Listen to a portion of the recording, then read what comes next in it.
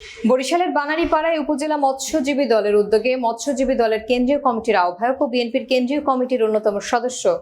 বীর মুক্তিযোদ্ধা রফিকুল ইসলাম মাহতাবের মৃত্যুতে শোক সভা এবং বৈষম্য বিরোধী ছাত্র আন্দোলনে শহীদ শিক্ষার্থী এবং বন্যায় মৃত্যু ব্যক্তিদের জন্য দোয়া অনুষ্ঠিত হয়। বিস্তারিত থাকছে বানারীপাড়ার প্রতিনিধি জাকির হোসেনের প্রতিবেদনে। শুক্রবার বিএনপির কার্যালয়ে বাদ আসর বানারীপাড়া উপজেলা মৎস্যজীবী দলের সভাপতি খসরু নোমান নান্নু মৃধার সভাপতিত্বে